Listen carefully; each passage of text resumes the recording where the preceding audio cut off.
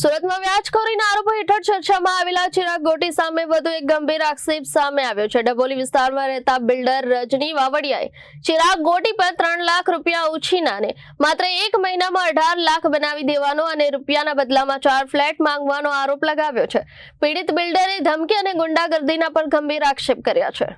સુરત શહેરમાં વ્યાજખોરીના મામલામાં ચર્ચિત નામ બનેલા ચિરાગ ગોટી સામે વધુ એક ફરિયાદી આગળ આવ્યો છે। ડભોલી વિસ્તારમાં રહેતો બિલ્ડર રજની વાવડિયાએ મીડિયા સમક્ષ ચોંકાવનારા ખુલાસા કર્યા છે। તેમણે જણાવ્યા અનુસાર વર્ષ 2018માં તેમણે ચિરાગ ગોટી પાસે 3 લાખ રૂપિયા હાથ ઉછીના લીધા હતા, પરંતુ માત્ર 1 મહિનામાં જ આ રકમને 18 લાખ સુધી વધારી દેવામાં આવી હતી। બિલ્ડરનો આરોપ છે કે રૂપિયા પરત આપવાની જગ્યાએ ચિરાગ ગોટીએ તેને પાસેથી 4 ફ્લેટ માંગ્યા હતા। એટલું જ રિવોલ્વર બતાવી ધમકી આપવાનો પણ આક્ષેપ કરવામાં આવ્યો છે।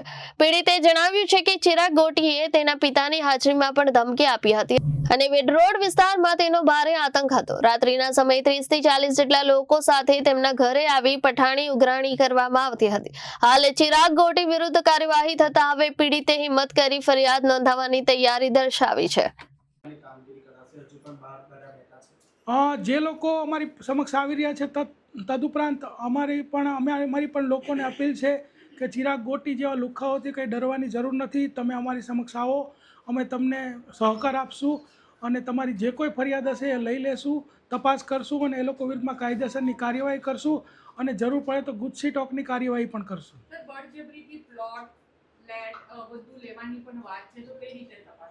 એ તમામ જે મુદ્દાઓ છે એ મુદ્દાઓના જે કોઈ ફરિયાદી અમારી સમક્ષ આવશે એની તમામની ફરિયાદો લેવામાં આવશે અને તમામની ફરિયાદોને અંતે આ ચિરાગ ગોટી તો એરેસ્ટ થયેલો છે તો એને ટ્રાન્સફર વોરંટથી મેળવવામાં આવશે, તથા જે બીજા એના સાગરીતો છે કે જે આની સાથે જોડાયેલા છે અને જેને આવા કૃત્યો કરેલા છે એ તમામને ધરપકડ કરવામાં આવશે, એને પાઠ ભણાવવામાં આવશે અને એને કાયદો શું છે એનો અહેસાસ કરવામાં આવશે।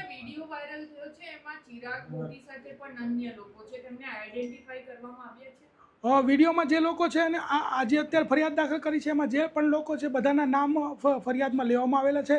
તદુપરાંત ફરિયાદી જે કોઈ બીજાના નામ આપશે તો એના પણ વિરુદ્ધમાં ગુનાઓ દાખલ કરવામાં આવશે અને એ લોકોના વિરુદ્ધમાં પણ કડકમાં કડક કાર્યવાહી કરવામાં આવશે।